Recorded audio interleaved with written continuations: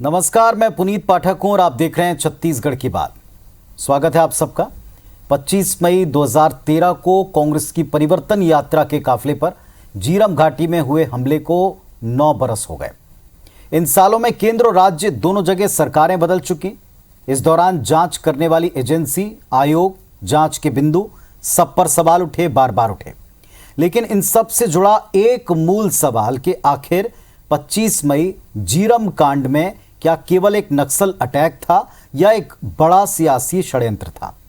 इसके पीड़ितों का इंतजार न्याय का ये कब थमेगा? इन सवालों के जवाब आज भी 9 साल बाद भी कोई दे नहीं पा रहा।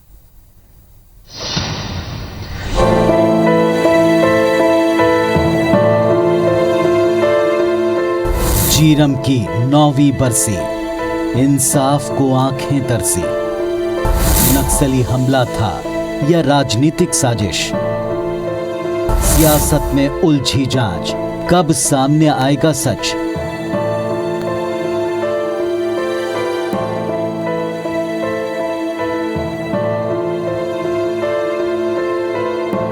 झीरम हमले की 9वीं बरसी पर सीएम भूपेश बघेल ने हमले में शहीद हुए कांग्रेस नेताओं को श्रद्धांजलि दी और ये कहा कि हमले के षड्यंत्रकारी अब भी आजाद घूम रहे हैं। सीएम ने बेगुनाह शहीदों को जल्द न्याय मिलने की बात भी कही।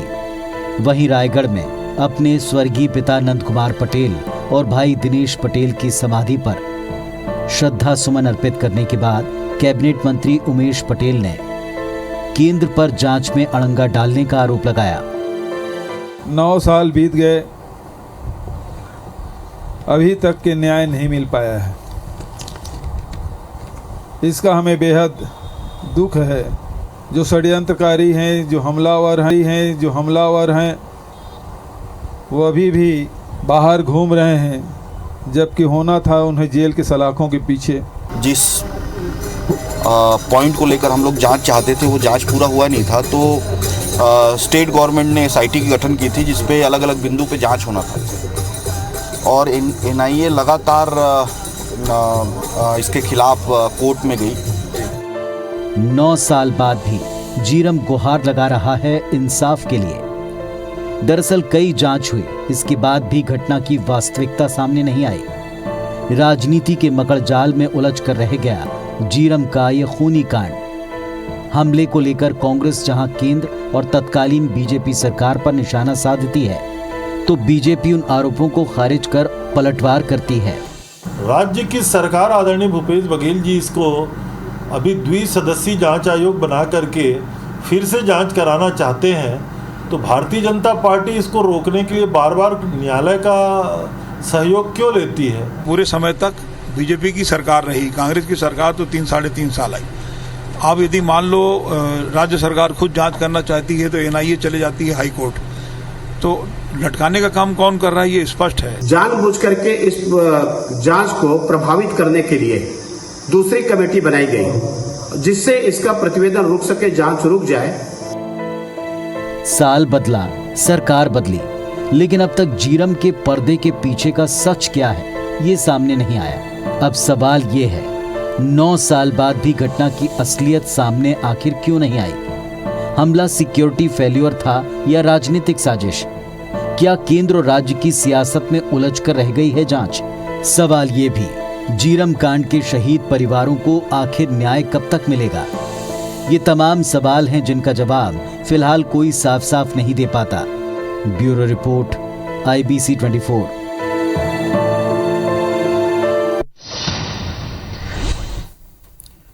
तो कुल मिलाकर 9 साल के बाद इस बरसी पर भी सारे पीड़ितों ने श्रद्धा सुमन अर्पित करते हुए एक ही बात कही कि आखिर इंसाफ कब मिलेगा, न्याय कब मिलेगा। सवाल बहुत सारे हैं, लेकिन एक सबसे प्रमुख केंद्र का सवाल यही रहा, सियासी साजिश या केवल नक्सल अटैक। हमारे साथ इस वक्त जिन लोगों को आप टीवी स्क्रीन पर देख रहे हैं वो इस घटना से, इस घटना की राजनीति से, इसके हर पहलू से बहुत बारीकी से जुड़े हुए हैं और एक्सपर्ट के तौर पर वक्त वक्त पर अपनी बातें भी कहते आए हैं अलग अलग मंचों पर। आज हमारे साथ में राजाराम तोड़ेम जी हैं, भारतीय जनता पार्टी के नेता। सुदीप श्रीवास्तव जी हैं, अधिवक्ता हैं और हाई कोर्ट में और तमाम जो इस पे कानूनी पहलू उस पर बात रखेंगे। जितेंद्र मुदलियार साहब हैं, जो कि कांग्रेस पार्टी के नेता हैं, युवा आयोग के अध्यक्ष हैं, और सबसे बड़ी बात ये कि जो हम कहते हैं कि इस कांड के जो पीड़ित लोग हैं उनके दर्द को बहुत अच्छी तरह समझते हैं। आप सबको नमस्कार, आप सबका इस मंच के ऊपर हम स्वागत करते हैं। सबसे पहले जितेंद्र जी से ही सवाल पूछेंगे। जितेंद्र जी, 9 बरस बीत गए, लेकिन एक मूल सवाल कि केवल एक अटैक था या एक सियासी साजिश थी, ना इस बिंदु पर जांच का कोई हल निकला, या इस बिंदु पर जांच हुई भी कि नहीं हुई, ढंग से हुई कि नहीं हुई, इन सारे सवालों को आप किस तरह से देखते हैं?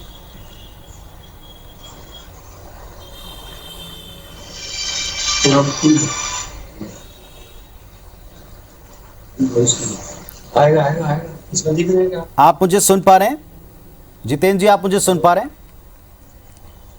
वॉइस काफी क्रैक हो रही है। जितेंद्र जी, आप मुझे सुन पा रहे हैं? जी, मैं सवाल ये कि क्या ये सियासी षड्यंत्र था या फिर केवल एक नक्सल अटैक था, ये मूल सवाल है। आपको लगता है इस एंगल पर कभी जांच में, किसी भी जांच में कोई अंश इसका भी दिखाई पड़े, कोई इस बात का भी उत्तर दिखाई पड़े? क्योंकि इंसाफ तो तब मिलेगा ना जब जिसने अगर सियासी साजिश थी तो उसका जो भी पीछे व्यक्ति हो वो पकड़ में आए। तो घटना के बाद से हम लोग इस बात को कह रहे हैं कि ये सुनियोजित तरीके की एक साजिश है। इसके तहत हमारे नेताओं को मेरे पिता से मुझे की शहादत हुई है, और इसको लेकर जांच को भी लेकर हम लोग निरंतर अपनी लड़ाई लड़ रहे हैं।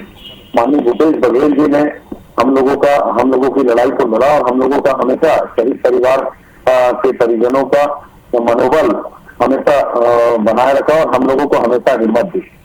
माननीय भूपेश बघेल जी की सरकार जिस दिन से बनी है, इसमें SIT की घोषणा हुई है, और NIA के द्वारा बार बार इसमें जांच में रंगा डालना, ये निश्चित तौर पर इस साजिश को दर्शाता है।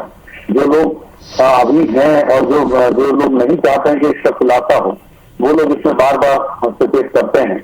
माननीय उच्च न्यायालय ने हमारी FIR जो जगदलपुर में हम लोगों ने 2020 में दर्ज करी थी, उसमें NIA के द्वारा बार बार स्टे लगाना, और उसके बाद अब हम लोगों के पक्ष में निर्णय आया है, तो निश्चित ही मुझे लगता है कि बहुत जल्द जीरम के दोषी हलाकों के पीछे होंगे। चलिए, हमारे साथ में तोड़ेम साहब भी हैं, राजाराम तोड़ेम साहब।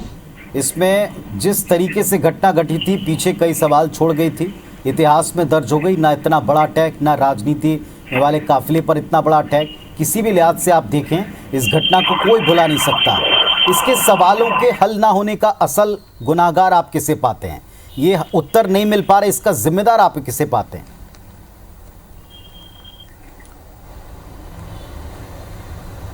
देखिए, जीरम की जो घटना हुई है वो तो किसी भी एंगल से सही नहीं था, और नक्सलियों ने जिस तरीके से अटैक किया उस पर कांग्रेस के बड़े नेता लोगों को जो है वहाँ पर जो है ना मौत के घाट उतार दिए। ये नक्सली दहशत था या फिर कोई साजिशन उसकी हत्या थी, इसके लिए NIA के द्वारा जांच हुआ, जांच रिपोर्ट प्रस्तुत किया गया, और उसके अलावा अभी वर्तमान में कांग्रेस की जो सरकार है उसने भी जो है ना न्यायिक आयोग गठन करके उसकी भी जांच की रिपोर्ट आई हुई है। किंतु ये सरकार जो है जांच रिपोर्ट को पब्लिश करने के बजाय उसको क्यों दबा के रखी है, ये समझ से परे है। पहली बात तो ये है कि ये नक्सली जो है ना, इस प्रकार की कई वारदातें हुई है नक्सली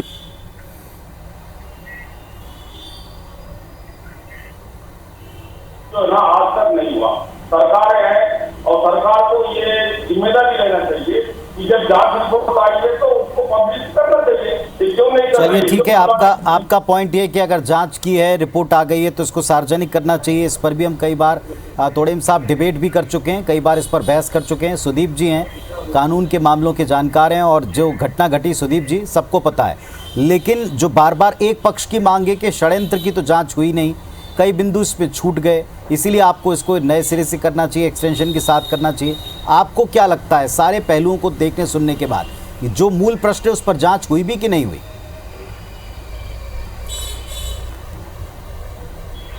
देखिए, किसी VIP प्रोग्राम में जो कि पहले से घोषित हो, और जिसके लिए सुरक्षा की मांग की गई हो और सुरक्षा प्रोवाइड कराने का सिस्टम हो, ऐसे वीआईपी प्रोग्राम में इस तरह की घटना पूरे देश में कहीं नहीं हुई है।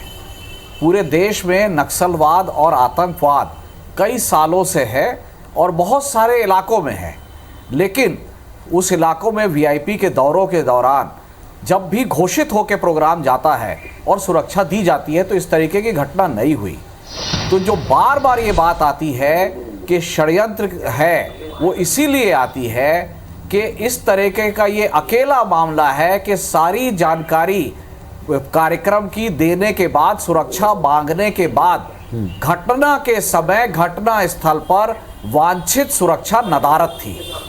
बहुत ही कम पुलिस वहां थी जो इनके साथ पीएसओ थे और 150 से 200 की संख्या में नक्सलियों ने हमला किया। ये पूरा का पूरा प्रकरण बिल्कुल भी सामान्य नहीं है। सामान्य रूप से अगर सुरक्षा लगती, जैसी कि 25 मई छोड़िए आप, 23 मई को परिवर्तन यात्रा भैरमगढ़ में थी, 24 मई को परिवर्तन यात्रा केसलूर में थी, इन इलाकों में भी उसी बस्तर पुलिस ने सुरक्षा दी थी। 23 और 24 को जो सुरक्षा थी वो 25 को नदारद थी। तो यही सवाल उठता है कि ये सुरक्षा में कमी कैसे हो गई, पर सुदीप जी, नक्सलियों ने, सुदीप जी, क्या इस एंगल से जो एंगल आप बता रहे हैं, ये तथ्य हम कईयों बार, आपने भी देखा सुना होगा आईबीसी पर, हम इस पर कई बार डिबेट कर चुके हैं, लेकिन क्या इस एंगल पर जांच हुई? क्योंकि आप बीजेपी को सुन रहे हैं, वो कहती है साहब जांच हो गई है, रिपोर्ट आ गई, इसको आप सार्वजनिक करें। कांग्रेस कहती है कि उस बिंदु पर जांच ही नहीं हुई। इस पर जांच नहीं हुई, इस पर जांच नहीं हुई, इस पर जांच नहीं हुई। मैं आपको बता रहा हूं, एनआईए ने अपनी जांच केवल दक्षिण दंडकारण्य जोनल कमेटी, जो नक्सलियों का लोकल संगठन है, उस पर सीमित रखी। उसने किसी भी पुलिस के वरिष्ठ अधिकारी का बयान नहीं लिया, ना पूछताछ की कि वहां पर जो पैरामीटर हैं, जो मापदंड हैं, उसके हिसाब से सुरक्षा क्यों नहीं की। ठीक है, जितेंद्र उदय मुदलियार साहब यहाँ पर, एक मिनट आता हूँ, सुदीप जी आपके पास आ रहा हूँ, थोड़ा और आपसे समझूंगा, लेकिन पहले जितेंद्र जी, आप अभी सुन रहे हैं, यहाँ भी राजाराम तोड़ेम साहब जो कह रहे हैं वो बीजेपी कमोबेश पिछले जब से आपकी सरकार बनी तब से कह रही कि आपको पता है, आपके पास दावे थे कि आपके पास सबूत हैं, तो आपकी सरकार बनने पे आपने इसकी जांच क्यों नहीं कराई, उस एंगल पे क्यों नहीं जांच कराई? एनआईए ने जांच में कभी पीड़ित परिवार के लोगों को नहीं बुलाया, कभी हम लोगों का बयान नहीं हुआ। हम लोग कहते रहे कि इसके पीछे राजनीतिक षड्यंत्र है, उसकी जांच होनी चाहिए। एनआईए ने उसकी जांच नहीं की। जब हम लोग सारी जगह से एनआईए की जांच से संतुष्ट नहीं हुए, तब हम लोगों ने FIR जिले थाने में आवेदन दिया, जगदलपुर थाने में। उसके बाद जब FIR हुई तो एनआईए ने जगदलपुर एनआईए कोर्ट में अपील लगाई कि इसकी जांच भी एनआईए को करनी है। मैं ये कहना चाहता हूँ, एनआईए ने षड्यंत्र के पक्ष की अगर जांच की है तो पीड़ित पक्ष के लोगों से किसी से भी एनआईए ने कभी बुलाकर कोई बात की थी। इसमें बहुत से पीड़ित पक्ष है, बहुत से लोग जो प्रत्यक्षदर्शी हैं, उन लोगों के भी बयान लेना एनआईए ने उचित नहीं समझा। ये सारी चीजें कहीं ना कहीं एक राजनीतिक षड्यंत्र की तरफ इशारा करती हैं और एनआईए के जांच से हम लोग संतुष्ट नहीं है। एनआईए के द्वारा कई तथ्यों को छुपाया गया है। तोड़ेम साहब उत्तर दें, कॉन्स्पिरेसी के पार्ट पर एनआईए ने कोई जांच नहीं की है, जिस पर हम लोग चाहते हैं हम सब पीड़ित परिवार। देखिए, ये सबको पता है कि बस्तर जो है नक्सली प्रभावित इलाका है और इसमें जो है बिना सुरक्षा के कोई भी राजनीतिक दल के बड़े नेता कहीं पर भी आना जाना नहीं करते हैं। उनको ऑलरेडी सुरक्षा मुहैया कराया हुआ है। उसके बाद कांग्रेस पार्टी के द्वारा सुकमा में जो कार्यक्रम आयोजित किया गया था, उसके लिए पर्याप्त सुरक्षा का इंतजाम सरकार के द्वारा उस समय में करा दिया गया था। फिर इन लोगों ने अपना रूट बदला कि क्या बदला, किस प्रकार का समय बदला, ये कांग्रेस पार्टी के लोगों को मालूम है। और उस प्रकार जब वो लोग वापस लौट रहे थे तो इस प्रकार की घटना हुई। इसमें किसी प्रकार का भारतीय जनता पार्टी का या किसी का उसमें कोई साजिश नहीं है। उल्टे जो है उस प्रकार सुदीप जी कहना चाह रहे हैं, कुछ कहें। एनआईए की रिपोर्ट है और इनके द्वारा जो जांच कराई गई है उसकी रिपोर्ट है। उसके बाद इन लोगों ने संबंधित लोगों के खिलाफ अभी तक कोई कार्रवाई नहीं किया, ना ही रिपोर्ट को सार्वजनिक किया। तो ये इनकी खुद की जिम्मेदारी बनती है। अभी 3.5 साल से जो है कांग्रेस की सरकार है प्रदेश में, भूपेश जी की सरकार है, इनको तो इस पर गंभीरता पूर्वक प्रचार करते हुए एक राजनीतिक आरोप लगा रहे हैं, एक राजनीतिक आरोप लगा रहे हैं। मुदलियार साहब उत्तर देंगे इसका, मुदलियार साहब उत्तर दें। परिवर्तन यात्रा की जो सुरक्षा थी, इसमें हमारा 30 से 35 जवान सुरक्षा के जवान उपस्थित थे। Z plus security Mahendra Sharma ji को दी गई थी। जेड सिक्योरिटी में नंद कुमार पटेल साहब थे। उसके बावजूद वहाँ रोड ओपनिंग पार्टी का ना होना, ये सारी चीजों को दर्शाता है कि कहीं ना कहीं ये बहुत बड़ा षड्यंत्र था, जो तत्कालीन प्रशासनिक अधिकारियों के द्वारा और बाकी लोगों के द्वारा किया गया था। चलिए अब बार बार एक जो सवाल पूछा जा रहा है कि आपने देख लिया कि जांच में उस बिंदु पर जांच नहीं हो रही, तो क्या विकल्प अपनाए गए, इस पर भी सवाल पूछूंगा। चलिए एक छोटी सी बात, सुदीप जी कानून के जानकार आप हैं, अभी जिस जगह पर मामला अटका पड़ा, एक तरफ आयोग की रिपोर्ट सार्वजनिक करने को लेकर बहस है, दूसरी तरफ नए सिरे से इस एंगल से जांच है जिस पर हम सवाल पूछ रहे हैं। क्या आपको राह निकलती दिख रही है कि न्याय होगा और सवाल का जवाब मिलेगा, जो मूल प्रश्न है?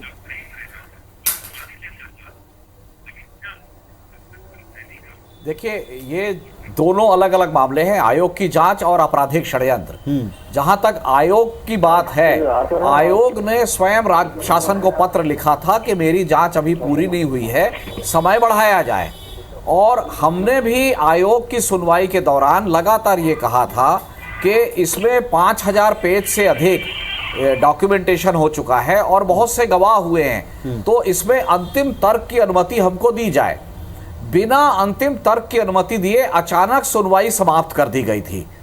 तो अब वो रिपोर्ट पूरी बनी भी है या नहीं बनी है, ये मैं नहीं बता पाऊंगा, लेकिन अगर राज्य शासन ने दूसरा आयोग गठन किया है तो उसका मतलब साफ है कि वो रिपोर्ट अपूर्ण है। ठीक है, और अगर वो रिपोर्ट अपूर्ण है और नया आयोग बना है उस जांच को आगे बढ़ाने के लिए, तो उस पर किसी को आपत्ति नहीं होनी चाहिए। चलिए ठीक है, लेकिन इस पर भी आपत्ति उठाई गई है, ये भी आपको पता, जिस पर आज सवाल भी उठाए गए हैं। जितेंद्र जी, सरकार आपकी है, बार बार ये तोड़ेम साहब भी पूछ रहे हैं, बीजेपी भी पूछ रही है, हाँ, आपकी सरकार बन गई तब आपने इस पर कदम उठाने में इतनी देर क्यों की?